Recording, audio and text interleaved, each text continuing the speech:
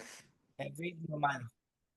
Yes, every month. In fact, that's actually what I'm going to share next. The next page. Yeah, so uh, for those who might not already know, we have already been doing this Living the Wisdom of the Sages sessions for a number of times now. Today is the fourth installment, and it's held once a month, lah, Keegan. Usually it's on a Sunday. Mm, So there is a schedule in the next slide that I'll just set out again. And so every month we will examine a quote from a sage from a different spiritual or a religious tradition. Today will be on Patanjali and his Yoga Sutras. Yeah. nice. Okay. So I thought it might be nice every session to just do a recap of what we've done so far and also what we're going to do.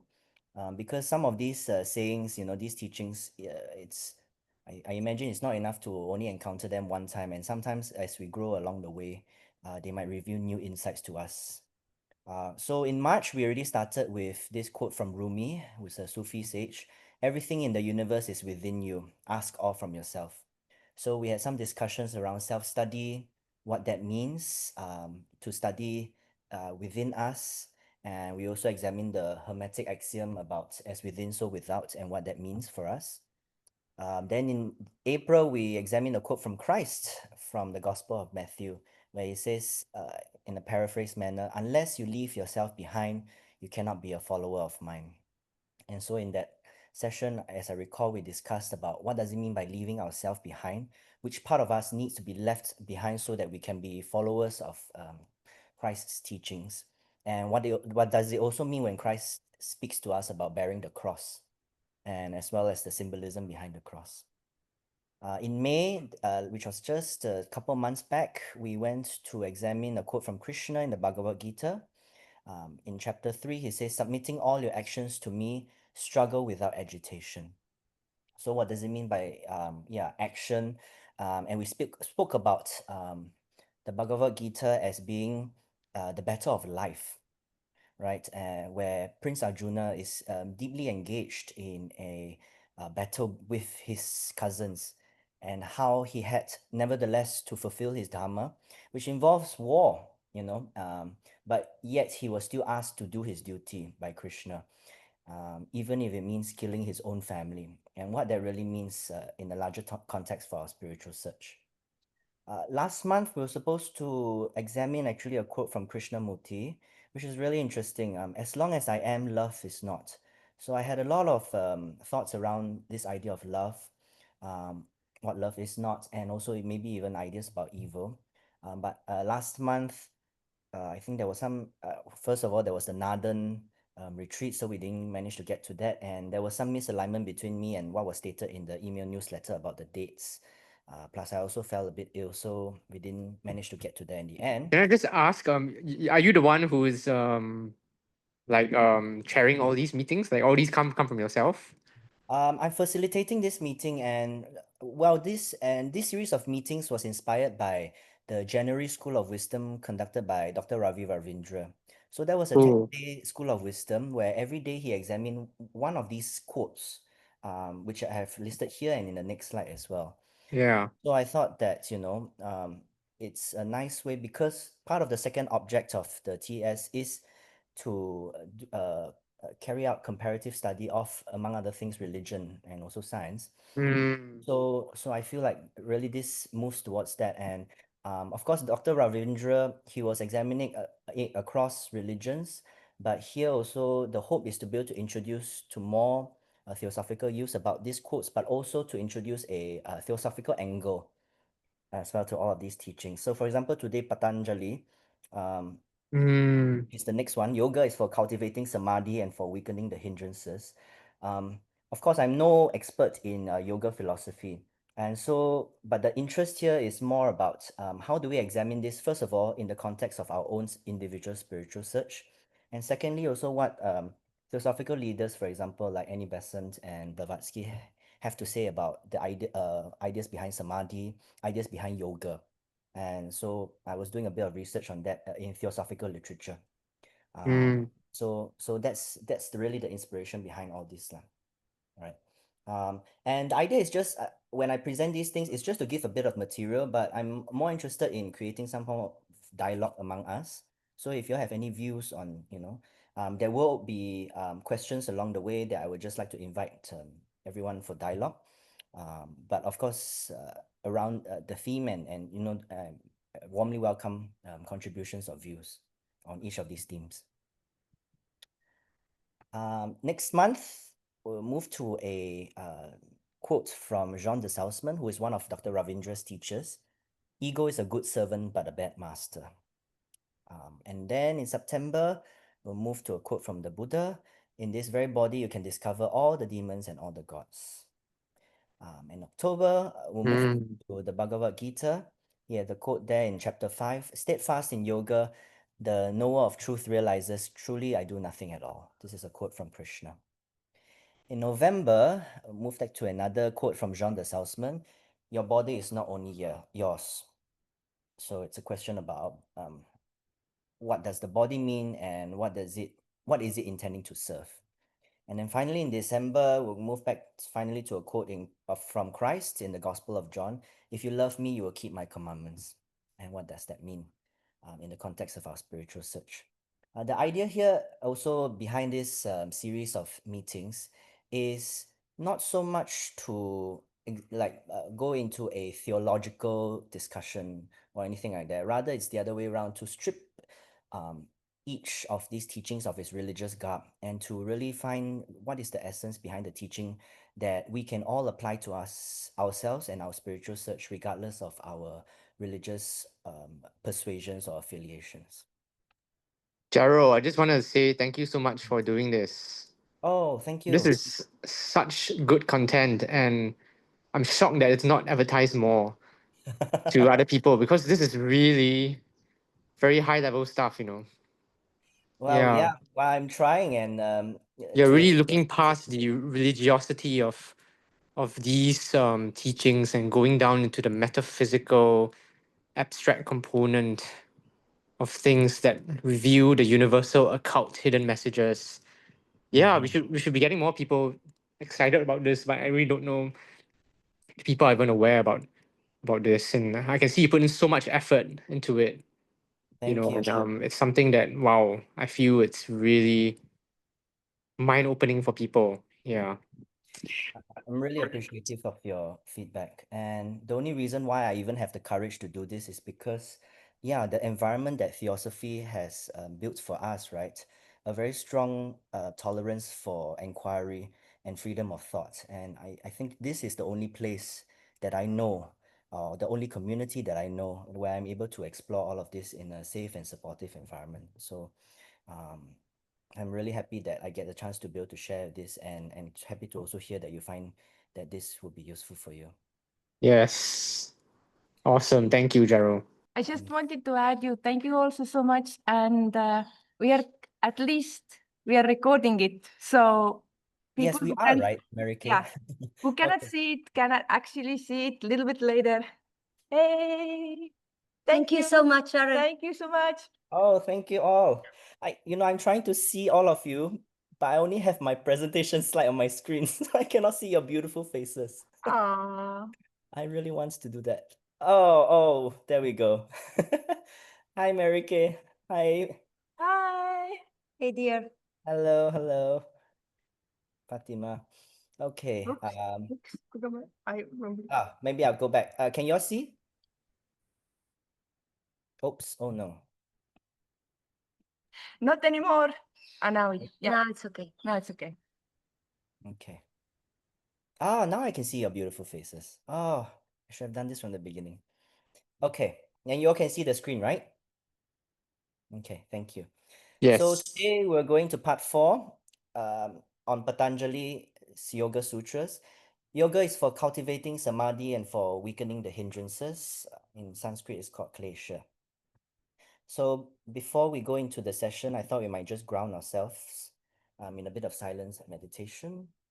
So I invite you to, close your eyes or lower them and to come into this session. Maybe take a few breaths.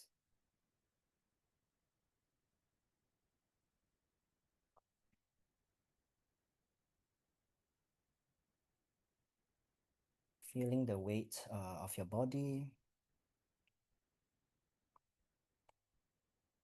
Feeling the contact points between your body and wherever you're sitting on.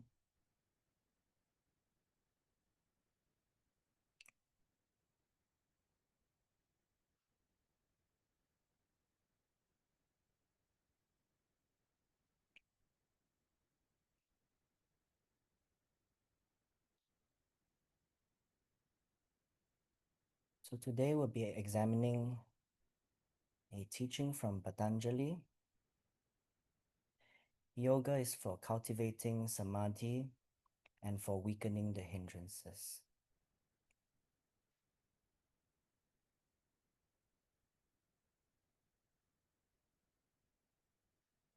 I invite you to ask yourself this question. What does yoga mean to you?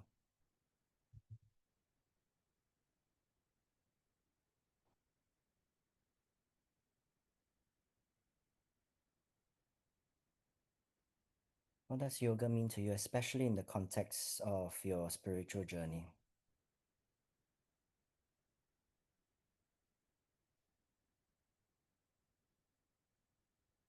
No right and wrong answers, just whatever that comes to you at this moment.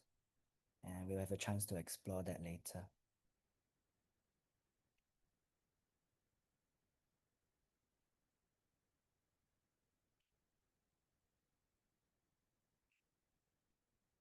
Another part of the quote, yoga is for weakening hindrances.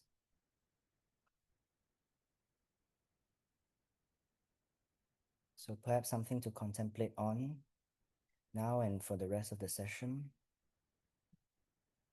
What are, or what might be, some of the hindrances or obstacles that you're currently facing in your own spiritual journey? Are there any?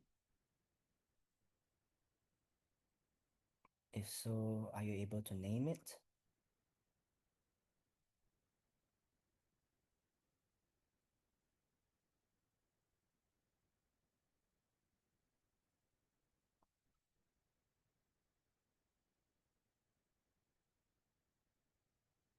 What are the hindrances or obstacles that you face in your spiritual journey?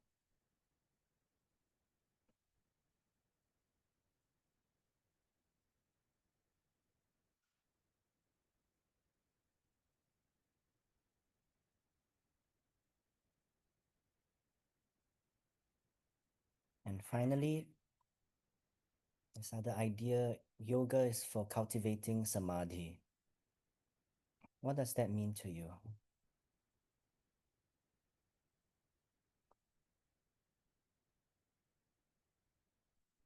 What are you being asked to cultivate?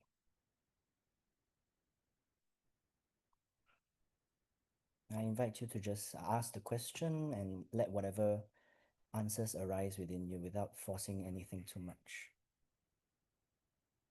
What are you being invited to cultivate in your own spiritual journey right now, at this very stage of your life?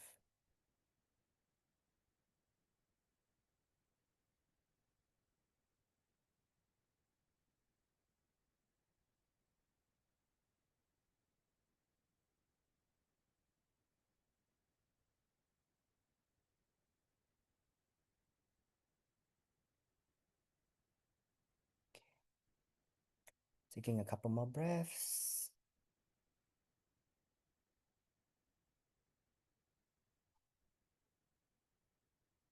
Slowly coming back, you can wiggle your toes, your fingers. And whenever you're ready, you can come back. And I invite you to open your eyes.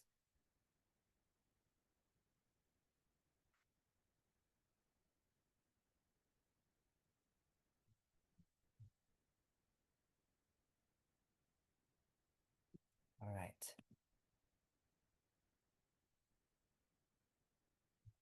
Yeah, so I thought it might be nice for every session to come to this grounding exercise, so that you can already have some ideas of your own about the quotes. It's really meant to be a more contemplative meditation, to think about it without any preconceived notions. And now I'll just move forward just to share some materials, but like I mentioned earlier, it's really just to give some material for us to have a discussion around some of the themes from today's quote. Right?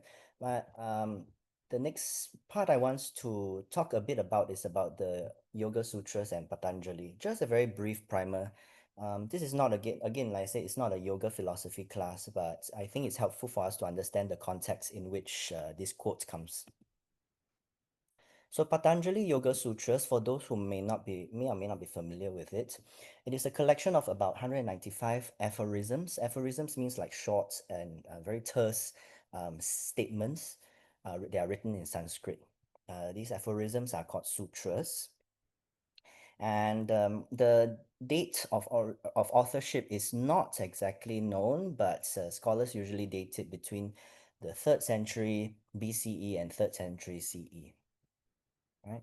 And Yoga Sutras is one of the most important works coming from India in creating a systematic statement of the yoga philosophy, including its philosophical insights as well as the practical psychology on yoga practice.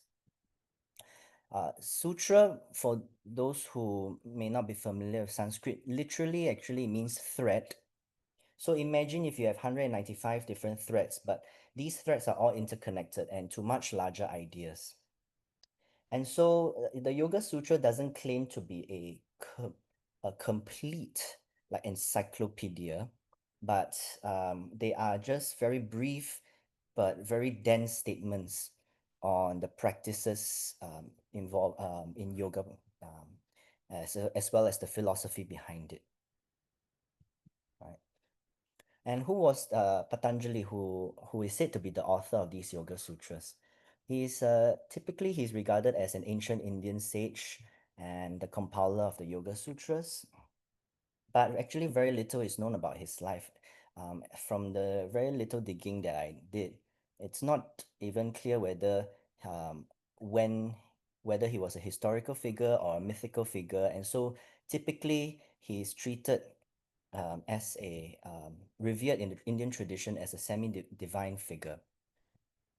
And sometimes he also is also said to be an incarnation of the serpent deity Adishesha or Ananta. And so that's why typically you will see images of him online, just like the one in this slide. You will see a picture of Patanjali, and usually there will be some symbolism of a snake, just like this one in this picture. There are two other important works. This is just for a small little academic interest. Two other important works coming from India. One on Sanskrit grammar called Mahabhashya, and the other one on medicine called Patanjala Tantra. And these are also attributed to authors called Patanjali. But scholars still differ on whether or not these three books, namely the Yoga Sutra, this book on Sanskrit grammar, and on medicine, whether they are the same person, the same Patanjali, or whether they are different Patanjali. And so now examining the Yoga Sutra a bit more, if we focus a bit more, there are some common expressions as to what type of yoga the Yoga Sutras espouse. Right, as some of you might already know, there are different kinds of yoga like Bhakti Yoga and Jnana Yoga, Karma Yoga. And so in this particular Yoga Sutras, there are some different expressions that are used to try to capture what type of yoga Patanjali is trying to teach. The first one is it's called Ashtanga Yoga, which means the 8 limbs of yoga, because in the Yoga Sutras, Patanjali teaches 8 different limbs of yogas. The 5 external limbs, external as in external to our body. So that will be the yama, or which means abstinences or self-restraints. Niyama, which means what we need to observe. Asana, asana typically, if you have done yoga like in a commercialized yoga studio before, sometimes they might call it posture, but really it means alignment, alignment with the so-called higher self, with the big S. The fourth one, pranayama, breath regulation, and the fifth one, pratyahara, which is the withdrawal of the senses. And then there are also 3 internal limbs that he speaks about in the Yoga Sutras: dharana, concentration; dhyana, which many people translate as meditation; and then finally samadhi. we won't have time today to go to all of these 8 limbs, so that's why we're really only going to focus on the themes that are in the quotes that we will be talking about today, namely about yoga, about samadhi, and also about the hindrances, klesha. But there are other ways in which Patanjali's yoga is being captured. One is the renowned scholar and sage Swami Vivekananda calls Patanjali's yoga a form of Raja Yoga or royal yoga. And finally, some people also say that it is a form of Kriya Yoga or yoga of action because the Yoga Sutras talk about the different activities of yoga. Yeah. And so at this point, I thought it might be helpful for us to maybe speak a bit about what is yoga really. And of course, for those of us who have already been on this spiritual path for a while, we know the etymology of yoga. It comes from the Sanskrit root yuk, which means to join or to unite or to yoke. And so the question is, but to unite between what? What are the elements that are being united? What are we joining what with what, right? So I'll start off just a very quick, about 4 minutes primer by Dr. Ravindra on what his views on yoga are. Depends on what do you mean by yogi. If you think of yogi who can do the downward dog wonderfully, or can stand or sit in some contorted physical position, that's one kind of yogi. And certainly, unfortunately, that's the kind that appeals to the media. So they're always having pictures of some character like this. Now, on the other hand, is Raman a yogi? Is Aurobindo a yogi? Is Vivekananda a yogi? Yeah, then we are talking about a very different thing. The Buddha would be regarded classically a great yogi. There, the whole meaning of yoga, even historically, even the word yoga is first used in the Katha Upanishad, traditionally. And it had much more emphasis actually on meditation. This is what was understood by yoga largely. Physical postures, etc. Well, as you well know, none of the classical texts of yoga, Bhagavad Gita or Patanjali, they even mention any posture of yoga. On the other hand, there is very much an emphasis in any serious teaching on finding the right alignment. So, asana is often translated as posture. It's actually more right alignment. And there, one can begin physically, but it's really much more emotional alignment, intellectual alignment. That's really the crucial aspect of these things. In any case, so speaking of yoga or a yogi as somebody who in fact has met what is regarded as the aim of yoga by Patanjali, by Krishna, by anybody else writing, or Shiv Samhita, Yagyavalakya Samhita, or any of these texts, namely freedom from ignorance. Now, that is not so easy. Now, I would personally feel this is where it's tricky. Am I able to know this, that somebody is free? No, I don't have that capacity, because it's like, when we take a photograph of something at a high speed running, you need a film that has a process which is faster than the rest. So for me to be able to say this about anybody, I myself need to be able to judge. I can't do that. But one brings a certain feeling. Yes, I have had a sense that Krishnamurti or Madame de Salzmann were quite free of ignorance. They each have a slightly different way of expressing things.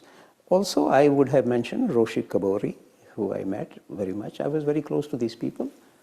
Similarly, again, maybe I have not written very much about this, but I met Father Vasilius on Mount Athos.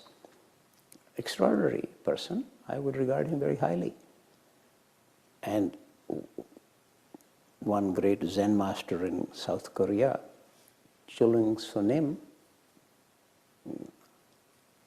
I have stories behind all of these people, how I met them. I didn't arrange to meet any of them. It's always the Devas arranging this. But clearly the Devas felt I needed some help, so they helped. So I have met, I would say, 4 or 5 people in my life. You can't sort of make a hierarchy of this. It's very difficult because each one of them uses slightly different expressions, and they come from different backgrounds, different even traditions, Christian, Buddhist.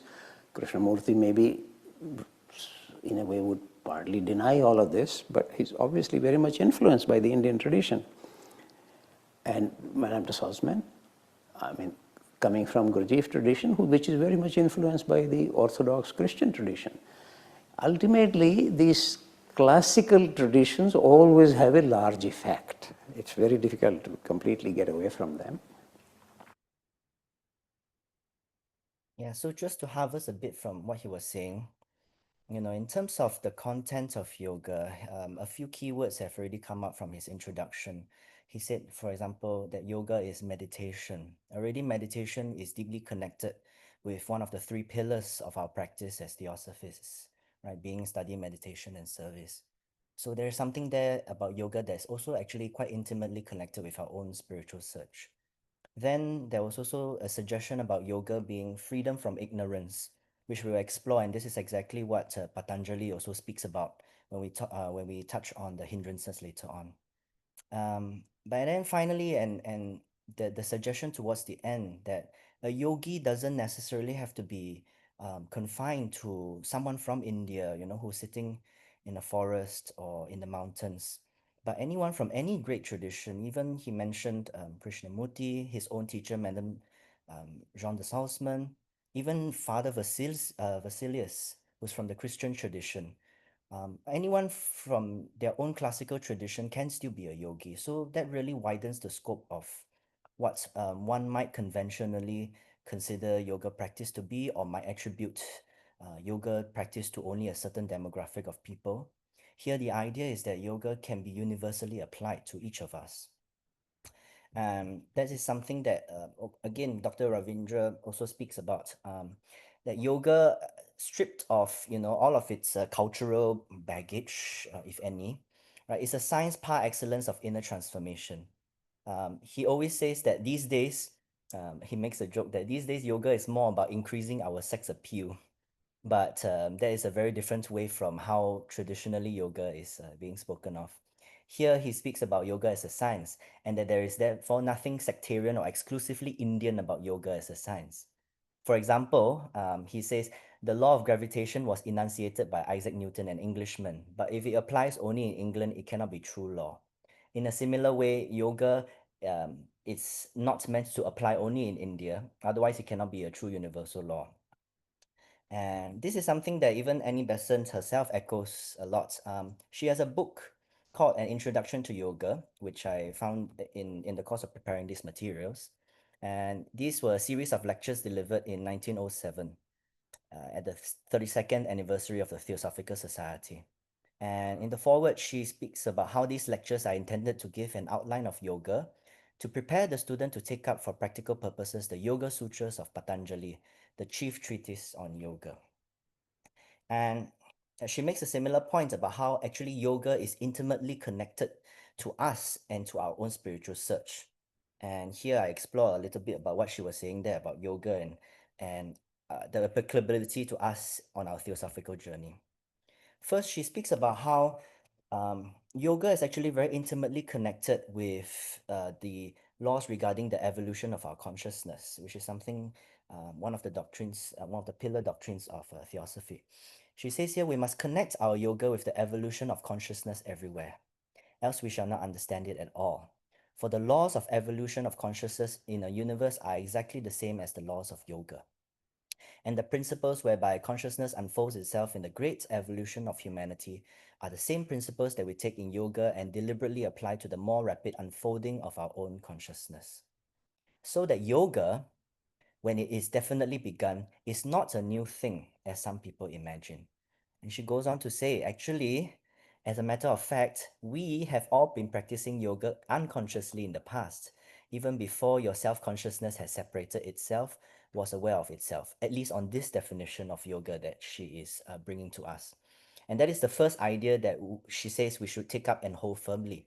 Yoga is only a quickened process of the ordinary unfolding of consciousness. I mean, if we see ourselves as humans as part of the ladder of evolution, beginning from minerals and then to animals, and then now to humans, that this is just a part of the evolutionary journey, and yoga is just a rapid, a quickening process of that evolutionary cycle. And so here she gives a preliminary definition of yoga.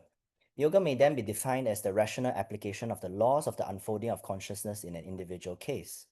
That is what is meant by the methods of yoga. You study the laws of the unfolding of consciousness in the universe, you then apply them to a special case, and that case is your own. You cannot apply them to another. They must be self-applied.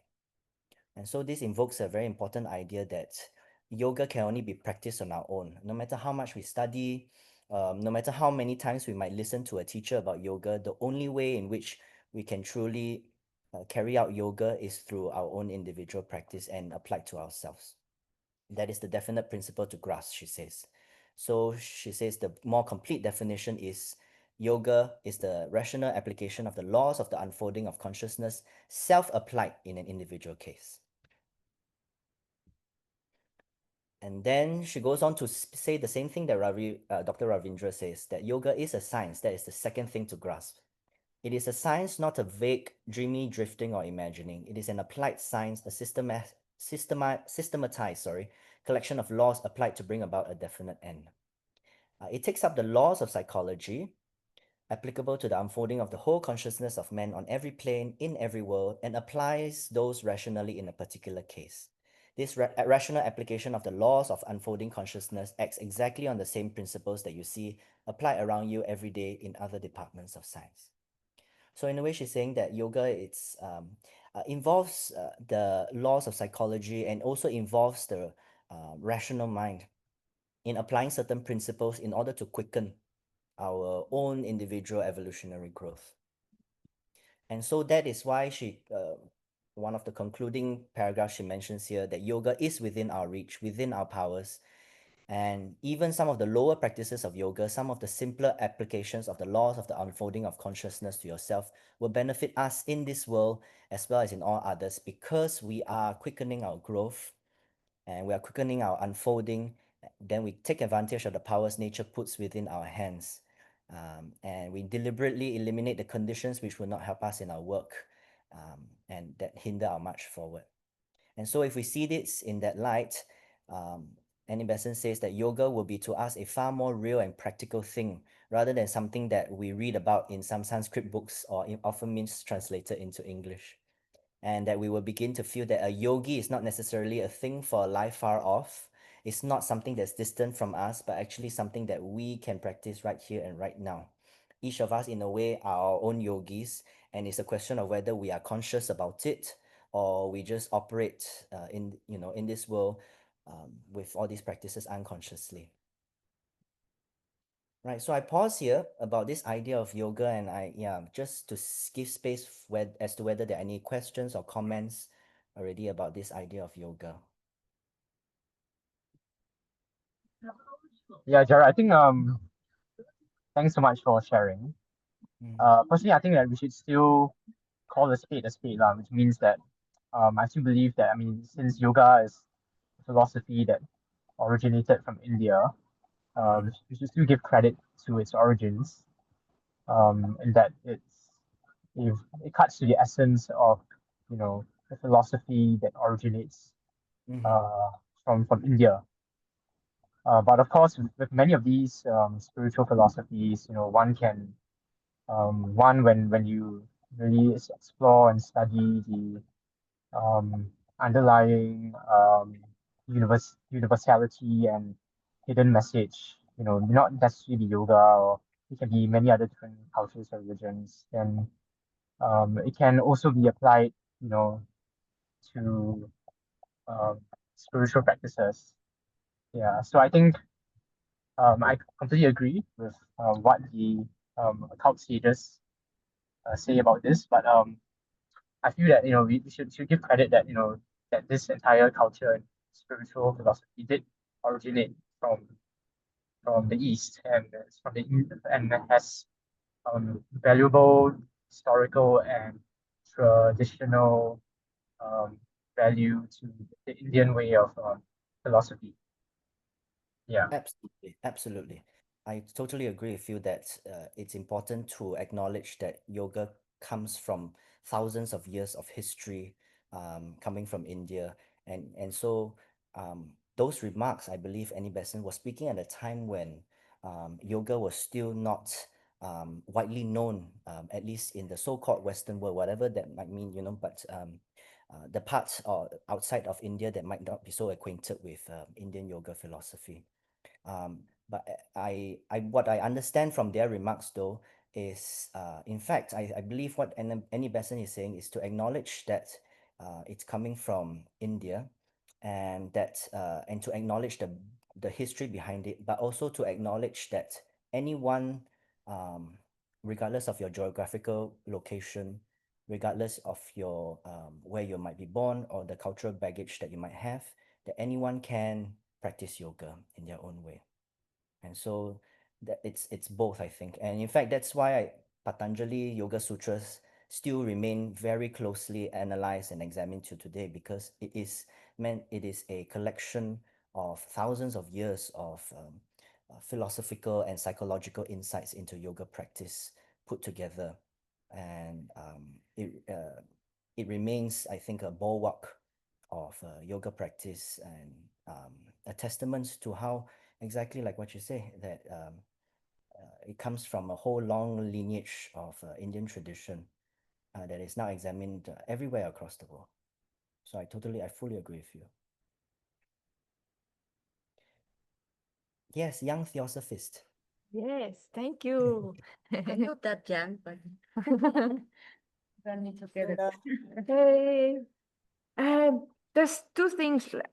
All of it was very nice, but two things I really remembered. One was that Annie Besant said that yoga is only a quickening process of the unfolding of our consciousness that is ordinarily happened anyway.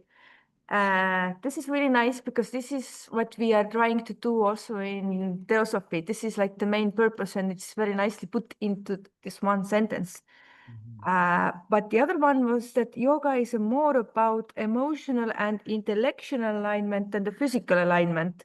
That's And this is like really interesting, that because this is one way, or like maybe this is the way, how can we unfold the consciousness, that we align the thought, the emotions, the body, the speak, everything is aligned.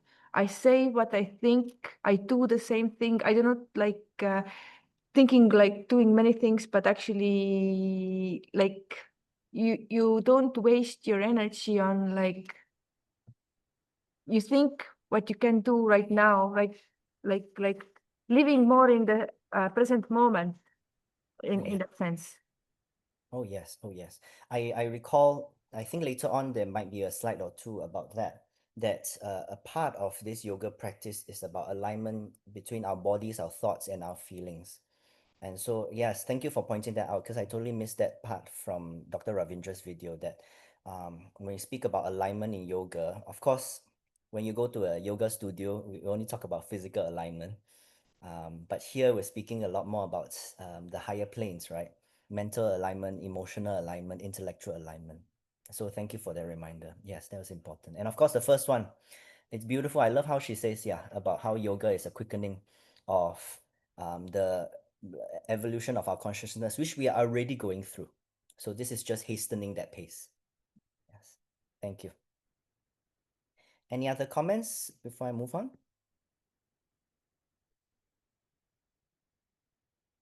Okay, yes. There will be more space to discuss. So yeah, let's keep this dialogue going. It's wonderful. So now we move to the quotes a bit more in detail. So here I repeated the quote on this slide. Yoga is for cultivating samadhi and for weakening the hindrances or klesha.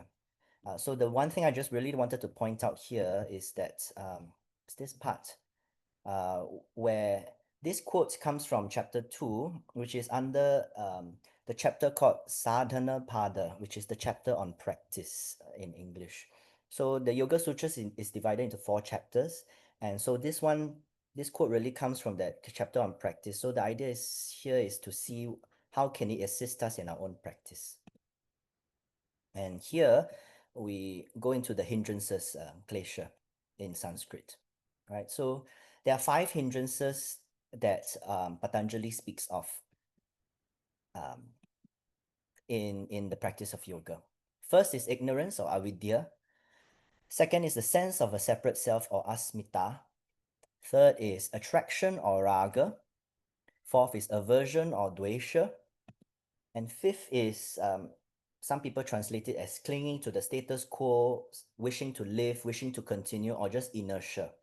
The Sanskrit word for that is abhinivesha. So I'll just quickly talk about what Patanjali says in these 5 hindrances. Then we can maybe have a bit of discussion around this. The idea here is, Patanjali says these 5 things, but always a reminder, do these apply to me? As in your own spiritual journey, do you see any of these as hindrances or obstacles in your journey? Because there's no point repeating these words, or memorizing this list of 5 hindrances. What's more important is whether they apply to you. So the first one, ignorance or avidya. Patanjali says avidya is the cause of all the others, meaning the other 4, whether dormant, attenuated, intermittent, or fully active. And so in a nutshell, he says avidya is about seeing the transient as eternal, the impure as pure, dissatisfaction as pleasure, and the non-self with a capital S as self. So it's about misidentification of these categories, right? So like if we examine in our own lives, what are the things that we, for example, try to pursue thinking that it will bring pleasure to ourselves, but really it is just bringing us more suffering in our own lives. So many people I'm sure you have observed around us who's chasing all of these material possessions, material wealth, but behind that is just so much misery and so much suffering, and it's resulting in so much pain in this world.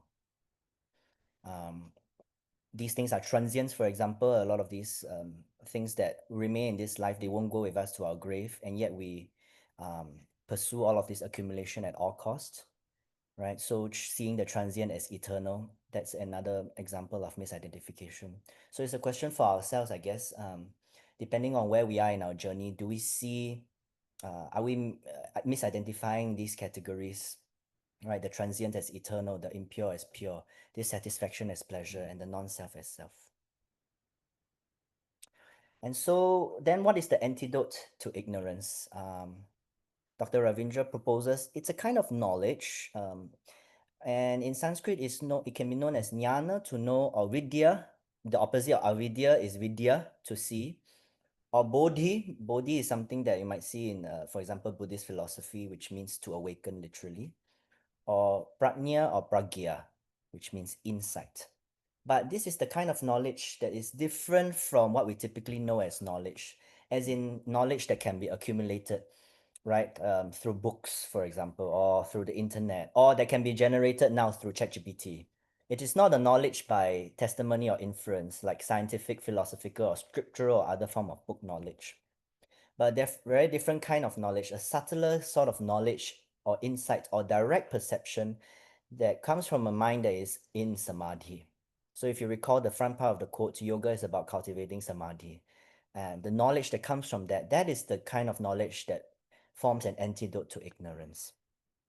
Of course, later on, we will also examine what that means, like what the idea of samadhi means and the kind of knowledge that comes out of it. Just moving to cover the other 4 of the 5 hindrances. The second one, asmita, sense of separate self, is the misidentification of the power of seeing with what is seen, says Patanjali. So this idea of a separate self is something that we always discuss in theosophical teachings, right? We mistake, for example, our lower personality for something that is our real self. And a lot of times that becomes a major obstacle, a major hindrance in our spiritual search for what is truly real. the third and the fourth one, I propose to speak about it together because this is something I've been contemplating on the last 2 weeks, especially. Raga, or attraction that arises from dwelling on pleasant experiences, that's another form of hindrance. Or dvesha, or aversion, that arises from clinging to unpleasant experiences. Buddhist philosophy, for example, has something very similar. In his first discourse, the Buddha in the Dhammacakkappavattana Sutta, the sutra on the turning of the wheel of the Dhamma, he says that suffering or dukkha comes from being attached to what we like and being separated from what we do not like. And so it's this same idea of attraction and aversion that is causing us our own suffering. And one of the big examples, principles rather, that Dr. Ravi just says, especially in our modern world, is this: that, psychologically, I'm not sure whether you've experienced this. I've certainly experienced this in my life, that sometimes the small negative experiences have so much more impact on us than the other happy or pleasurable experiences that we have. Like, for example, just last week, in my own work, for example, I thought I made a mistake in something that I was writing about. And then just that whole day, I was just feeling very miserable about myself and thinking, why didn't I maybe check a bit more? And just that small little incident like wiped out the other 90% of the things that I was doing right in my own work. And yet in the end, everything got resolved. That mistake was not even a mistake in the end by the next day. And so, it's a question for us to examine for ourselves, whether is it true that, negative experiences, for example, weigh a lot more than positive experiences. There is a philosopher, Arthur Schopenhauer, who also makes the same notes that actually our life is characterized by pain, which is very similar to Buddhism, life being characterized by suffering or pain. And that the pleasures, the occasional pleasures that we feel in life, that which we call happy, is just an absence of pain, right? So something to think about, whether these our attachments to the times that we think we're happy, or our aversions towards the time that we feel miserable, are these actually hindering us from moving forward spiritually?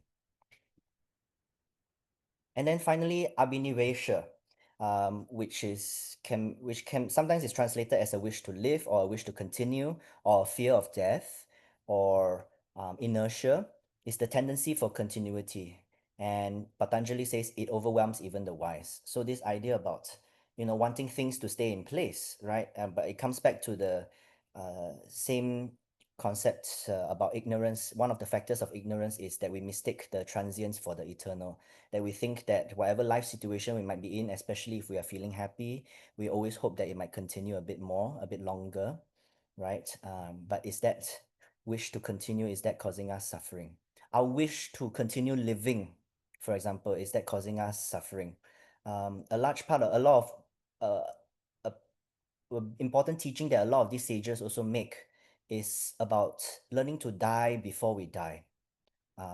And so it's about taking a spiritual rebirth, right? For example, Christ said, leaving yourself behind. So how do we die to ourselves so that we may be able to bear his cross? Or basically discarding the lower personality, right? To die to that personality so that we can be able to awaken to the true self with the capital S that's within us. Okay. So yeah, I'd just like to open this space again for dialogue. Having seen very briefly about these 5 hindrances taught by Patanjali, do you feel that any of the 5 hindrances apply to you? Or maybe just even more generally, right? What do you encounter as the main hindrances in your own spiritual journey? It doesn't have to be part of this 5, it could be others, just some discussion around that. Because one thing that I've also noticed, of course, sometimes it might be embarrassing, or I'm not sure, some people might feel shame about speaking about challenges that they might face on their spiritual journey. But that's why we have a community here. Because when we have a safe and supportive space to speak about that, sometimes your challenge might not be something that you face alone. Other people may face it. And I've seen it with my own experience that sometimes hearing it from others can bring a sense of relief to all of us that we're not alone in this.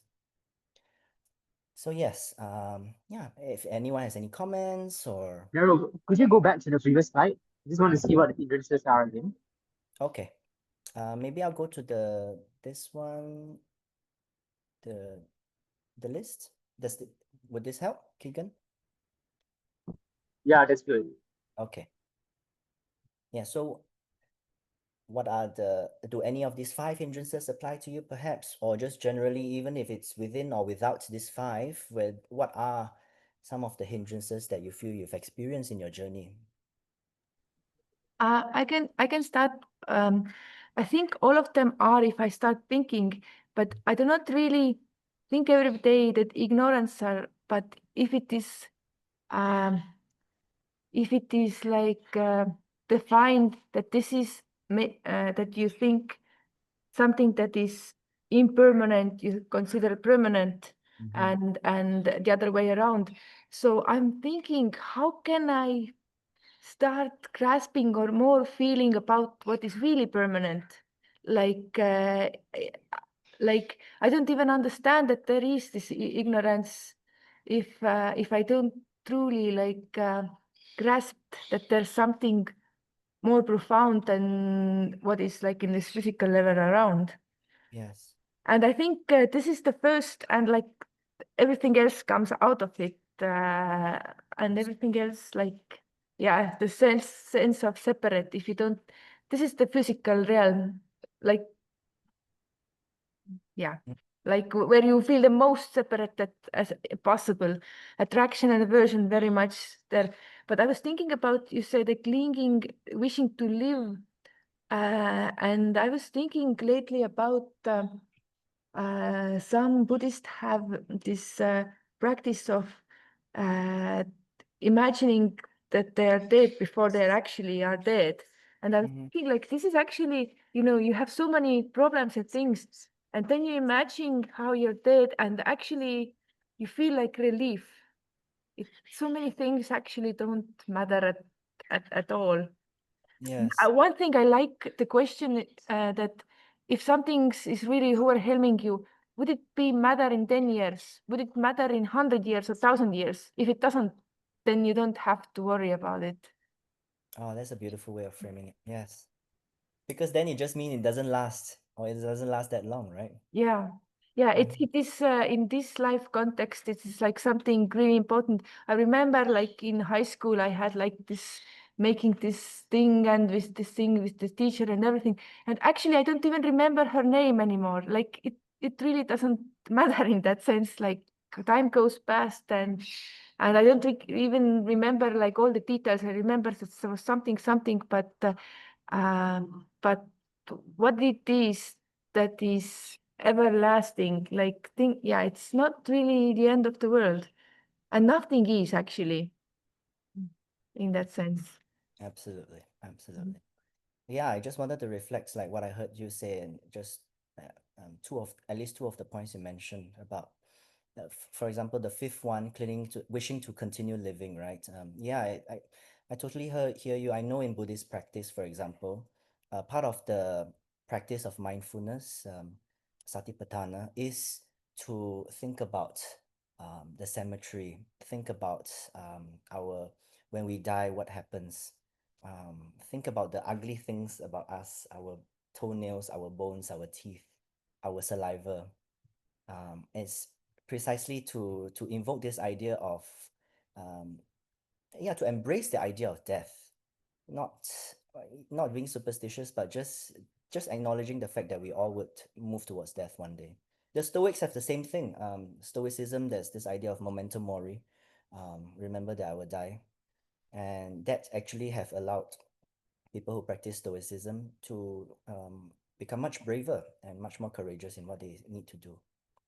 And just the first point, which I think is the most important point that you were raising as well, that all of this stems from ignorance. All of the other 4 stems from ignorance.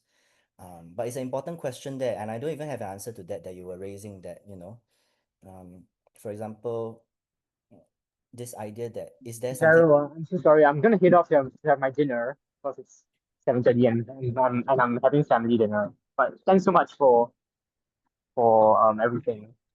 Oh, thank Sorry I have to leave early. Just No, wanted to thank say you. goodbye. This will be recorded, and there will be a playlist playback for it. So yeah, you're happy to go back and review this. Okay, thanks, Jaryl. I'll catch up with you soon. Yeah. Yeah. Enjoy your Goodbye. dinner. Yeah, so just to finish up the last point, Mary Kay, about how, what is real and whether the real can be even grasped, actually. If we grasp to a concept called real, is that really real? Or is it that which is real cannot even be grasped? In fact, that was like traditionally in Indian philosophy, that's one of the reasons why the Buddha had this idea of non-self, because a lot of people were misinterpreting older Indian philosophies as, say, like for example, the idea of Atma as something that they can aspire towards and become, and they start to attach themselves or cling towards this idea of the higher self. But at least from my understanding, if we are truly digging into what is real, the higher self, I don't even think that in itself can be grasped, because it's not something objective that can be grasped. It is not an object of attachment. If anything, the call is for us to free ourselves from all attachment. It is only at that point then can we truly get even a taste of what is real.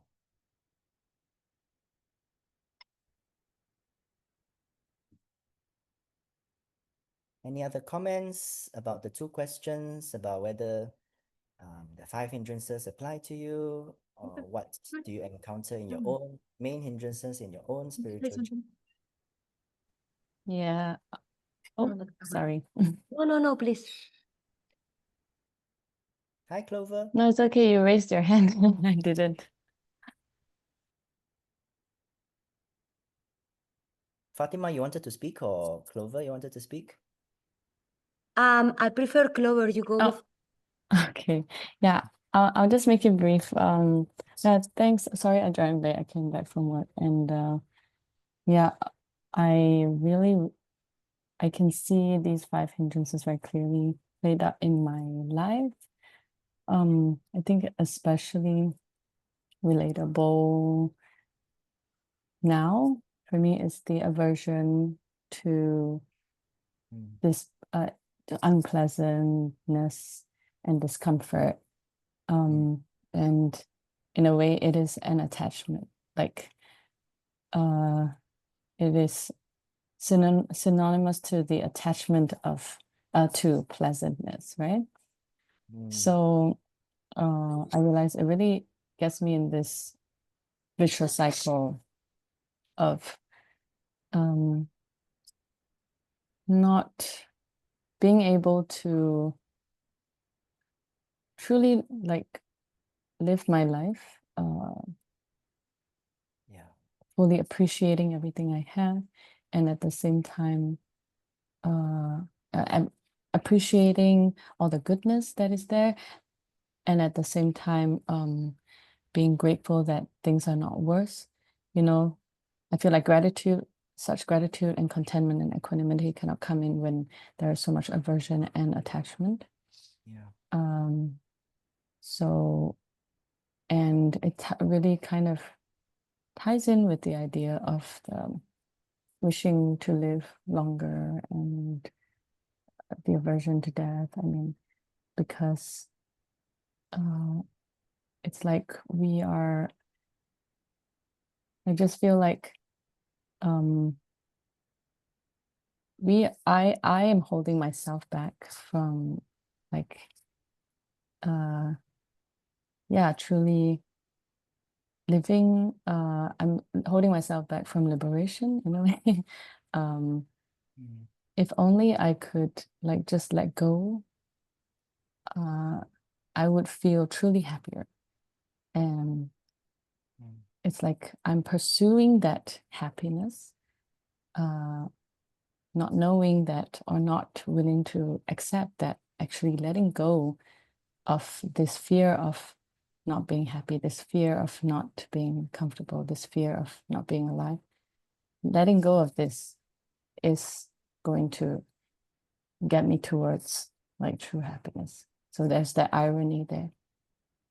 Right. Mm. Letting go, at least from my own experience, is scary for our personality because it feels Yeah, it is. dying. Mm. Yeah, So in a way, we're caught in the trap of the personality absolutely. in many ways, and like it's like we have to, it's like go against the norm, like go against what makes the personality, what feels right to the personality.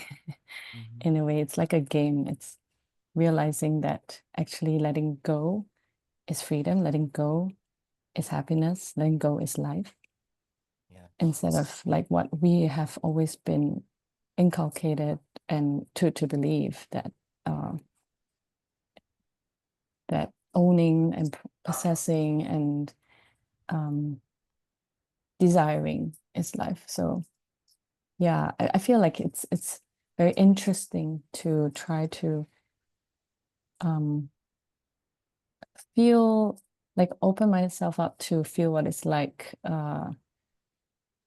to align with what the higher self wants. Is like whatever feels right is actually whatever feels right to personality actually holds me down, and whatever might be uncomfortable or might not be acceptable, might actually be good for me. So yeah, it's just some thoughts. But yeah, what you're saying is very real, and I imagine very true to a lot of spiritual searchers out there. Something about the lower ego's assertion for its existence and its assertion for pleasures that sort of keeps us or rather holds us back from really moving forward. But I'm also reminded that at the same time, the personality is not to be discarded because ultimately it's just a vehicle.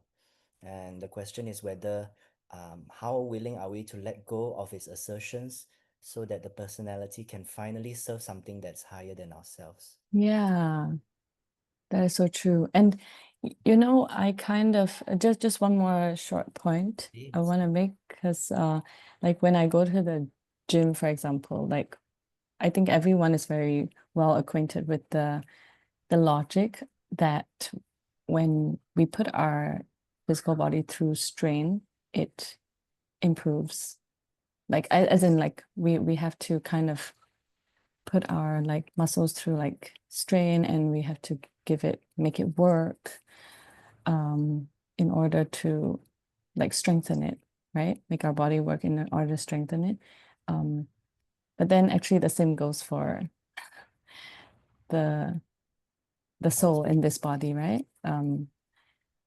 The same goes for us, like in our various levels. Like in order to actually grow, and what's actually good for us is to go through the pain and go through what might be uncomfortable. And yeah, I don't know, I that analogy came to me the other day at the gym. So yeah. It's very applicable. I was reading Annie Besant's book on yoga again, and in fact, what you just spoke of is exactly one of the three faculties that she says a yogi should have.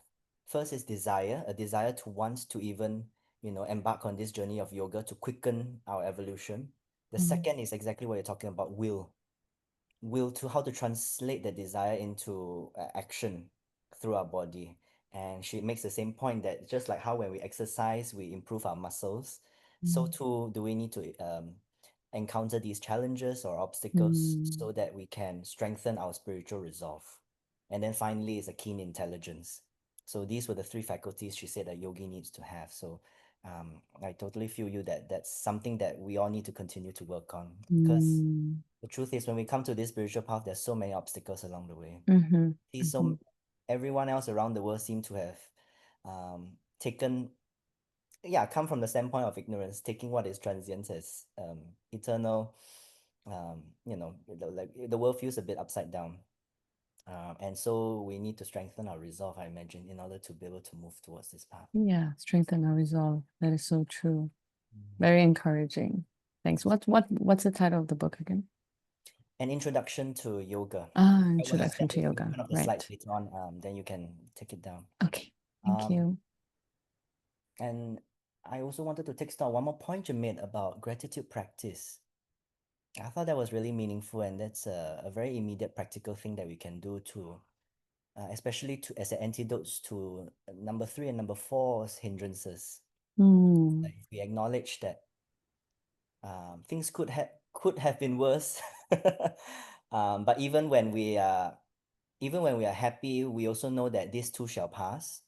Therefore, it's been a helpful antidote to say, okay, even my happy moments, they will eventually fade away. So I don't need to get so exuberant about it, or I don't need to think that I need to keep pursuing this same high from this happy moment. And then when we're down, a gratitude practice, I think, is always wonderful to know that we actually have all these other blessings in life. Gratitude practice is just so powerful. So yeah, it's really powerful to know that, we don't have to cling on to these unpleasant experiences, and eventually these will also pass. Thank you. Thank you. Thank you. It's wonderful. Very inspiring. I'm so happy to hear your voice as well. We have time. Any other comments on this before we move on to the next part? I don't know if we have too much time. Maybe I let you. There is one aspect which for me has been very useful, no? Because I especially have realized each of us, we come from a tradition, no? But I come from very extreme Catholic education, no? Where the guiltiness has been like taught to us as a way of self-growing, no? Like, don't do this, don't do that, stuck to this, no? And I read in I can't remember now the title, but it's called Mind Under Vedanta Logic and this. And he says, when you tell yourself, don't do this, it's only a 10% of yourself, which is understanding that logic of the no. The other 90% is resisting against that. So it's a very fruitless, uncompassionate to yourself. It's like such a destructive way of trying to grow, no? And I am in the later times really trying to, these rejections, this bad feeling against myself, even against others, against situations, and all of this, how can I turn this always into a learning question? So when I have done something wrong, and that thing is following me all the day, is one moment of stopping and asking ourselves why, you know, stopping and just dipping into that aversion thing. You see what I mean? There is a certain point where there is a total acceptance that I do things wrong, and what I do not accept is that I need to feel bad about it, no? So if learning and this is part, why do I have this? What is this other part which is making me suffer so much? So it's a point of going behind and saying, hey, wait, I am here to learn. I am here to make mistakes. Why I cannot accept myself as a mistaker maker? Or how can I turn this, you know, into a continuous learning thing? Everything is connected, no, in this sense. And another idea I wanted to share with all of you, and it's a pity that Harry is left, because I had the other day a dialectic with him on the Young Theosophists group about Sadhguru, no? And I was worrying about Sadhguru practices and this, but now I wanted to say something I learned from Sadhguru. So I hope he listens to me in the recording. Because Sadhguru had a very nice talk about the meaning of yoga and union. And it happened that finished on my phone somehow. And he gave me such a beautiful learning of yoga, no? And for sure, he's just echoing the voices and the learning of the teachings of some Asian thing. But he insisted a lot on we said yoga means union, but what does that mean? No? And Pablo Sender has also very nice talks about this. It's about extending your limits. What do you, how, when we say I am this, what is each of us real feeling and awareness of what we are? When I say I, how far is that bubble, that sense of feeling, how far does it reach? Let me try to put it in, I am not Sadhguru, so I cannot speak like him. But let's say, like, for example, when you close your eyes, you know, and you said, what are these, even the physical limits of this I-ness? So my physical limit can be the body, you know? If I am a clairvoyant person, I may be able to start having an extension of that feeling, you know? So it's very interesting because, for example, Pablo Sender talks about practical meditations, which are talking about that expanding that feeling of I-ness. You see, we cannot just try to understand this just by the mind or even by the intention of the heart, you know. I think it's very interesting when we try to use all the tools that we have, you know. And it's very nice when through breathing, through, for example, Pablo talks about you start to feel the ground. Try to put yourself as the ground. Try to expand yourself towards the room. Now you are the door, you are this. It's a kind of an imagination feeling. And it may sound like crazy, but it is not, because when these people are talking about union, they truly feel this. They are truly being able to it's not an imagination. They can feel what an animal in front of them is feeling. There is an expansion of their consciousness, which is real. You know, it's not an intention or a beautiful words. It's real. It's a science what we are talking about. So I think that this idea of conscious expansion, again, within the safe limits and asking ourselves, why do we want to achieve that? Be careful, don't to achieve great powers to do. No, be very certain of why do we want to become helpers or not, and how, and all of this, no?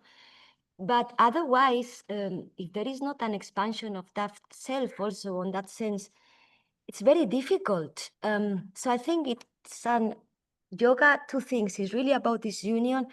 And I think it's a very overall type of path in which also the physical is very important. And the same I would tell to all the people that only practice asanas. Yoga is not that. I will tell to many of our Theosophist friends, you are all disregarding the physical yoga. You think that to eat all this sugar and be greedy is not important. And of course, when you are thinking it's not important to be greedy and you follow ourselves on that, you are completely aligning with that lower self, you know? And we think, oh, it's not important. Well, that also counts because it feels that the will, it's there. So maybe sometimes rejection of like, no, a very discipline on eating that which is truly good for you, you know, not thinking that you will be superior because of that. Again, being very clear, but all of these things are important. And I feel that sometimes we are too relaxed on also some physical disciplines, for example, and these things influences us so much, so much. So I don't know, and sometimes when we start to make these very small sacrifices, so no, I will try to eat very consciously. I will try to walk very consciously. I will try to consume very consciously. All these decisions, I don't know, built for us. For me, some people ask me what meditation and if meditation is dangerous. And my personal feel is like we cultivate a garden 24 hours, no? And then the moment you sit to meditate, then you come to the house of that garden. But of course, if your fully day is not full of intentions and a certain awareness, then what is meditation? You know, what is asanas? Where are you going? You know, it's like an alien place. So I don't know, I will just bring an awareness on the small things and the unity and about also taking away the guiltiness and the punishment, you know, and trying to become much more compassionate to everyone and to all of us, you know. So otherwise, it's impossible to grow under that. Yeah. Beautiful. I don't know. Wow, there's so much to unpack there. I just love that last part about how, expanding our I-ness Yes. is a beautiful practice, and that means seeing everything around us as a garden, like you say, that is needed to be cultivated and to live and walk every step consciously. It's a beautiful practice to have.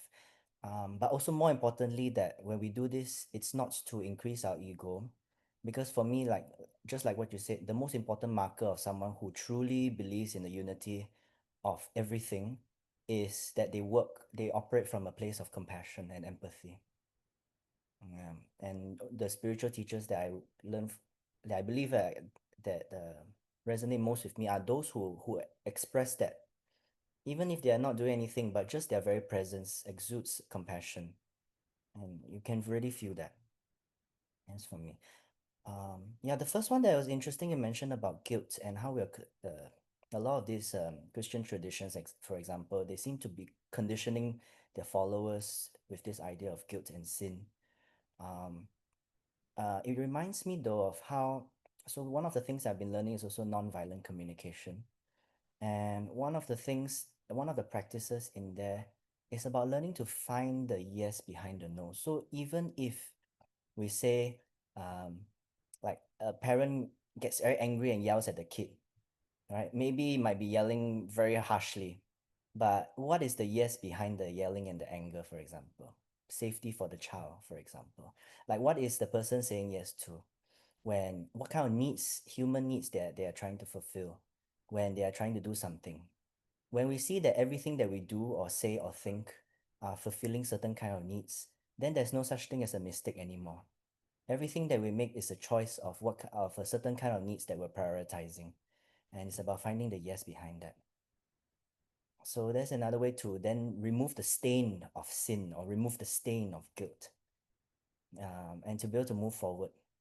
Yeah, just to add to that, finding the yes behind the no to kind of find an antidote to this guilt of our sins. It's very similar to what William Meader on the Yes. TSA channel, like William Meader's talks that we can watch on the TSA YouTube channel. He speaks about the everything has a spiritual side and a personality side. Like there's a spirit and personality in everything, like in an organization, a person, or whatever. So like there's finding the spiritual in even like a very fundamentalist Christian talking about damnation and retribution, like yeah, trying to go deep into like the spirit side of it and find out what the yes is behind the no. So yeah, that and that That's what tradition is, that esoteric side, where we examine really what is the essence of the tradition. Like in the Christian tradition, we have the mystics. In Islam, we have the Sufis. Buddhism, maybe like Tantra Buddhism, for example. Everyone has his own like esoteric part. Every tradition to find that, I guess, that spiritual side you were speaking of. yeah. Yes. Okay, I see that 5 minutes to 90 minutes. But the next segment, I think I might need maybe about 15 minutes past the hour, half an hour. So yeah, if anyone needs to leave ahead of time, please do. But I just wanted to finish this part, and if they have any discussions around it, please feel free to do so as well. This part is just the last part of the quote about cultivating samadhi. Yoga is cultivating samadhi, and what that means. For this segment, because there's so much literature about samadhi, I'm just really focusing on the theosophical view, at least some quotations from Blavatsky, so that we can start thinking about them. But first, before we go into that, there's so many Indian samadhi is primarily a Sanskrit word that is used a lot in Indian philosophy or Indian traditions. So for example, in Buddhism, Samadhi, which is often translated as right concentration, is the last of the 8 elements in the Buddha's Noble Eightfold Path. Right. So in this one, it's talking more about concentration as in a meditative absorption during the sitting practice. Then in the Yoga Sutras, Patanjali says Samadhi is the state when the self is not, when there is awareness only of the object of meditation. And the Yoga Sutras also speak about 2 forms of Samadhi, which we don't have time to go into today. But just very briefly, it's about Samadhi with seed and Samadhi without seed. So with seed just means Samadhi where we're still aware of the object of meditation, but Samadhi without seed means entirely there's no awareness of the object of meditation altogether. And then interestingly, in the Theosophical Glossary, which is authored by Blavatsky, she also says how in Sufism, the 4th degree of the journey is called akika, or truth, where one is in complete union with the universal deity in ecstasy or samadhi. So Blavatsky is also correlating, typical expression samadhi in Indian philosophy to the Sufi context as well. But here, I'll just introduce some definitions that Blavatsky gives about samadhi in the theosophical context. So I found online 2 different theosophical glossary versions, one published by the Theosophy Trust. It says that samadhi is the name for India for spiritual ecstasy. It is a state of complete trance induced by means of mystic concentration. In the other glossary published by the London's Theosophical Publishing Society, it says samadhi is a state of ecstatic and complete trance. The term comes from the words sam and adha, or self-possession. He possesses this power, is able to exercise an absolute control over all of his faculties, physical or mental, and it is the highest state of yoga. So samadhi is sort of the last stage of yoga practice in that sense. And so, yeah, here there's in the Key to Theosophy, Blavatsky also had an exchange with the questioner about samadhi and what its role is. And so, yeah, I'll just quickly go through this. The questioner asks, can you attain the secret wisdom as in theosophy simply by study? Blavatsky says, I think not. Ancient theosophists claim, and so do the modern, that the infinite cannot be known by the finite, i.e. sensed by the finite self, but that the divine essence could be communicated to the higher spiritual self in a state of ecstasy.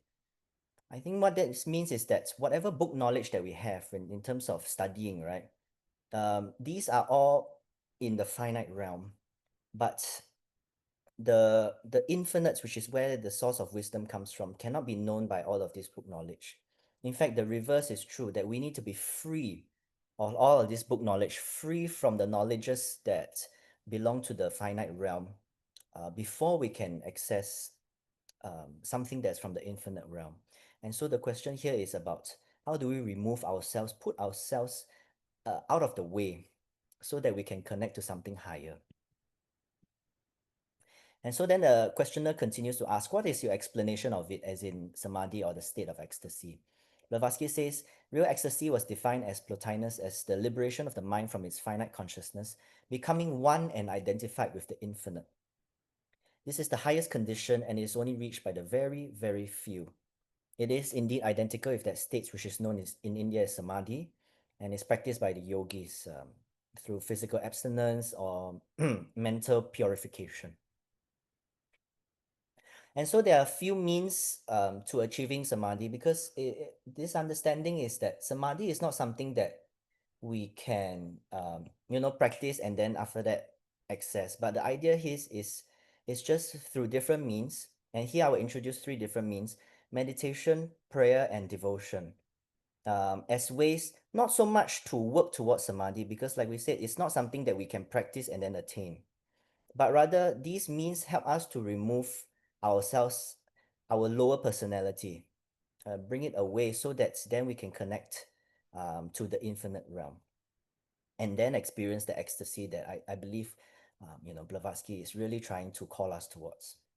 So the first one is on meditation, and to her, meditation is a silent and unuttered prayer, or as Plato expressed it, the ardent turning of the soul towards the divine.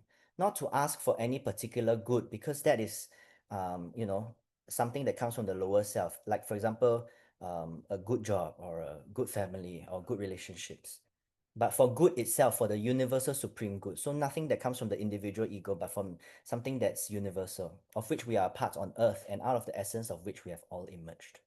Therefore, adds Plato, remain silent in the presence of the divine ones, till they remove the cloud from thy eyes and enable thee to see by the light which issues from themselves, not what appears as good to thee, but what is intrinsically good. So you see, the meditation is about remaining still so that the clouds in us can be removed. In the Christian tradition, for example, there's a book called The Cloud of Unknowing, and a part of it is to sit with this unknowing so that the clouds can be cleared from our eyes and then we can truly see what is real. So that is the call to us for meditation. On prayer, she also explains a very different kind of understanding of prayer, also as a means to achieve this state of ecstasy. The questioner asks, how do you explain the universal fact that all nations and peoples have prayed to and worshipped a god or gods? Some have adored and propitiated devils and harmful spirits, but this only proves the universality of the belief in the efficacy of prayer. Blavatsky says, acknowledges that prayer still has a role to play, but it is explained by the fact that prayer has several other meanings beside that given to it by the Christians. And so she continues. Prayer means not only a pleading or petition, as in, oh, please give me what I want in my life, but meant in this, far more an invocation and incantation.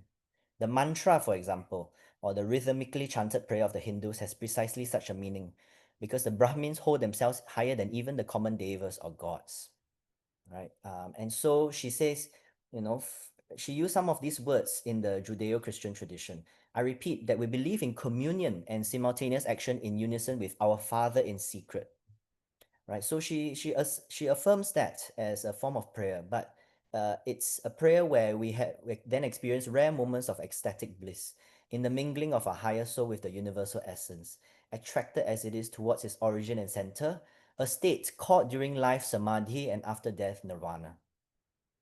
So prayer is another ways in which we can achieve eventually, or rather remove ourselves, because then we are in union. In the Christian context, they always speak about being one with the Father, right? And prayer is one way to be able to do that. To be in communion means to remove, so that the lower self is no longer in question, but we are intrinsically aligned with the Father that is in heaven.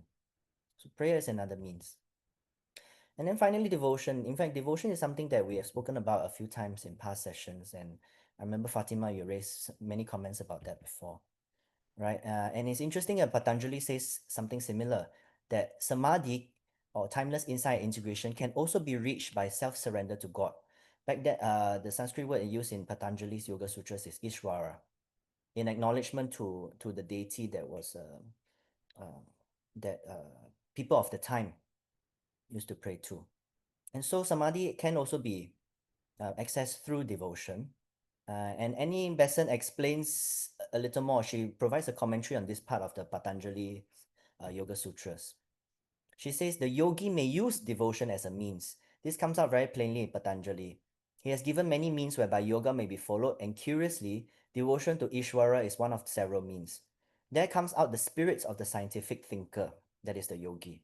Devotion to Ishvara is not an end in itself, but as a means to an end for the concentration of the mind. And then you see there at once the difference of spirits. And here she contrasts between two categories of people, the yogi and the mystic. So devotion to Ishvara is the path of the mystic. He attains communion by that. And that's what the mystic does. Devotion to Ishvara as a means of concentrating the mind is the scientific way in which the yogi regards devotion. No number of words were brought out the difference of spirit between yoga and mysticism as well as this. So a mystic is one who looks upon devotion to Ishvara or God or higher self or whatever you want to call it. One who looks upon devotion as a way of reaching the beloved. That's a mystic. Or in Annie Besson's words, it's about accessing God through feeling. But the other, the yogi, looks upon devotion to Ishvara as a means to reach concentration, one-pointed concentration. And so these are different means, even though they're both practicing devotion. To the mystic, God is himself the object of search and is the ends of the search in that sense. Delight in him is the reason for approaching him. union with him in consciousness is his goal. But to the yogi, fixing their attention on a god or higher self or whatever you wish to call is merely an effective way of concentrating the mind.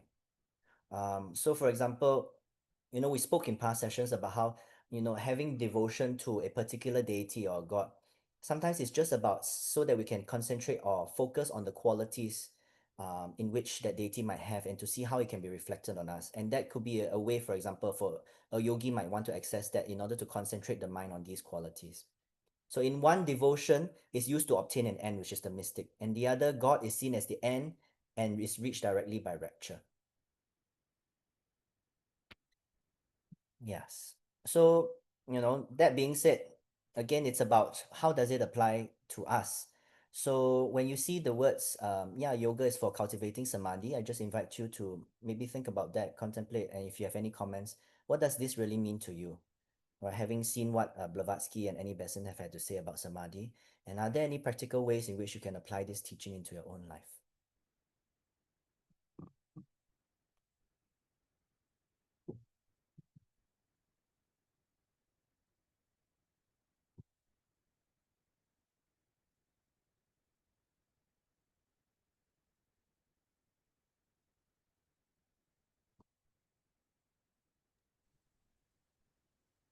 I really want to talk very little, because if I start talking on this point, I can talk too much. And I'm holding myself. Well, I'm curious. I don't know if the rest are curious to hear what you have to say too. No, we can talk about this in a moment. Now, for me, it's a big motor on this. But just because, again, first of all, I deny the existence of a punishing God or masters, okay? I would really like to say that I feel that a real devotion has no fear, So we have to distinguish this, because again, on some traditions, not only Christian, also, for example, every time politicians make use of religions, general, they tried to, increase a lot these negative aspects and these fears about that. So I would maybe just try to share a couple of things that for me are very inspiring. One is we can think on God, but more for me personally, more than God, which again, if we think of God, then we are making a separation of I and God. Then God is something which is not the wholeness. So I had my own evolution, or I'm sharing with you my own devotion path when also getting into theosophy, because when I was small, I would pray to Jesus, and Jesus was God. But then I am with the study, if God is everything, why am I in this duality, kind of? So for me, it turned into the idea of the masters and angels, helpers, masters, however you want. My own approach to this. I feel myself very devotional more than any other thing, So just for other people that may have. And then when it becomes masters, is different, because master is somebody with whom then you are not in this necessity of this contradiction of the non-duality, because masters can be thought of as more evolved beings, or beings who are in another line of evolution, like angels, who are able to strengthen us on these things. So one aspect of the devotion I wanted to say is not fear. The second is not necessarily is in contradiction with a non-dualistic approach. And the third is a very beautiful thing. They told me it's not necessary to be devotional, because even if we forget about the masters never forget about us. If we were not having this constant help, and we would not be here, So it's not necessary even to be devotional, Devotional goes beyond our specific moment of this, which I find it so beautiful. And then I also feel that it is true that it is very legitimate when we are in a conscious state of fear to ask for something specific, or the removeness of fear. But then it's also this other way of praying they are saying, no, to kind of just you see the image of a master. For example, I have a very strong fall. You were mentioning Sri Aurobindo or Ramana Maharshi. For me, you know, and they are very complex. I cannot understand what they say, but I like to look at their picture. I like their eyes, you know, and I feel that sometimes that's why I say that I feel it's all of ourselves that go there. Maybe you don't understand, but maybe you can just dwell on the emotion that looking at the eyes of these people, how it makes you feel, how automatically it removes some fears. How can you feel attracted to those eyes, you know? And that's all. And I think it's a very beautiful, mindless on a sense, and at the same time, very fulfilling. And sometimes you just feel very recharged. So we don't need to project any package of ideas or try not to project any. There is not so much effort. Sometimes this inspiration is very legitimate, I feel, and it can be in many things. So that's all. Thank you. Wow. I love how you shared all these different features of a devotional practice. It's beautiful. Yeah, I heard about how devotional practice ultimately is not about fear. Unfortunately, organized religion is such that they are using religion these days as a means to cement their powers. So that's where fear comes in. Then the second feature about non-duality, that actually we need to bring the whole of ourselves as part of that devotional, which is a very different kind of devotion actually as from conventional Christian practice. Because there is always, in conventional Christianity, there's always the distinction, a duality between us and God created us. But the kind of devotion you're speaking about, it comes from a non-dual self. And the example that you gave about the photograph, really interesting, because what came to my mind was Fatima, when she sees a photograph of Ramana Maharshi, for example, she might love and be very devoted and attracted to him. But you know, someone else who may not even know him may maybe see his photograph and say, "Oh, just another Indian man." I mean, with all due respect to him, but yeah, it's, you know, when two people, same photograph, but it's gonna evoke different feelings and emotions in each of us, and that is just evidence that we need to bring the whole of ourselves in when it comes to a devotional practice. That's beautiful. And what was the third one you mentioned? Non-duality and fear.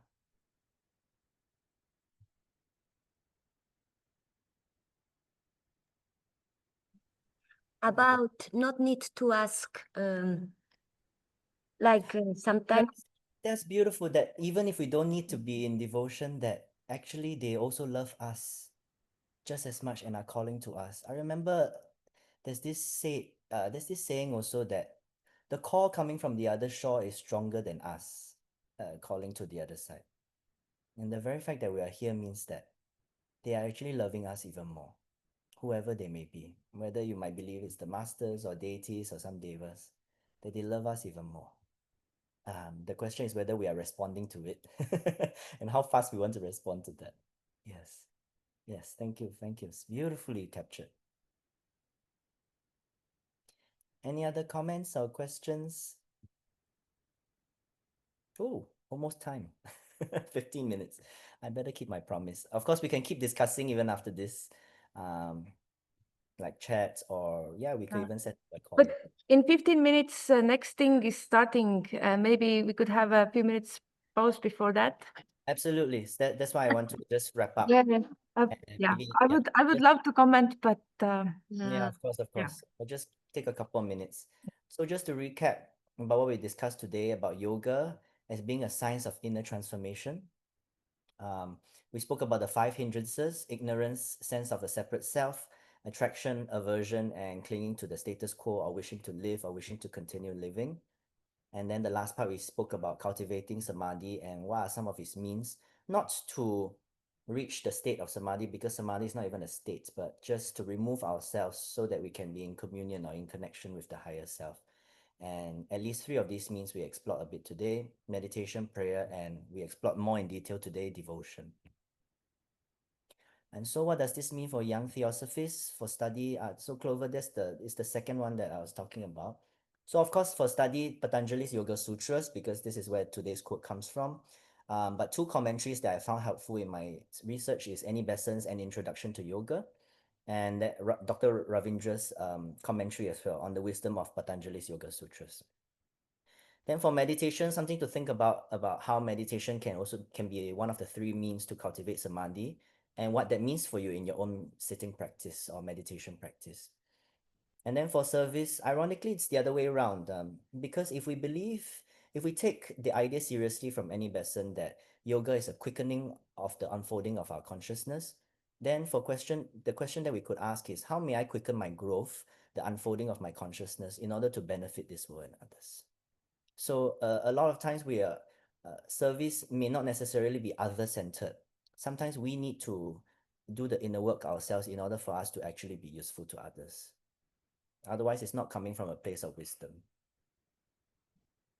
And then finally, just a suggested exercise or just reflection point to continue thinking about even after this, because obviously nobody is going to become spiritually enlightened in 1.5 hours. So what do you encounter as the main hindrances in your spiritual journey?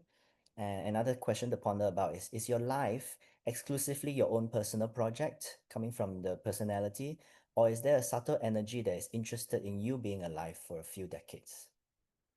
All right. You're invited to discuss, send in any reflections. I'd be happy to continue our discussion by email or by WhatsApp. Yes, and that's it. Thank you very much. Thank you so much. Thank you. Can you please share the last slide later, like somewhere, so we can? Shall I share it now in the chat so that you can have a copy of it? Is it which part? Is it the study meditation service part or the suggested exercise?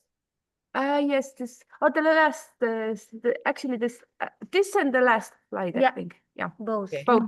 I'll send both right now in the chat. Thank you so much. And thank you. That was really, really nice. It was so full. I wish if we will not have the second thing so close by, we would have a little bit more time. But the thing is that also for many people, it is late. So we cannot push it too much into the Of course. yeah, in that sense. Other Yeah. than that, I would have loved to like I know. every time you're speaking, there's so much food for thought. No, Jaryl, you prepare so well. I call you Mini Ravi, you know. You are the next one. You make such an amazing compilation of everything, and you trigger us, you know.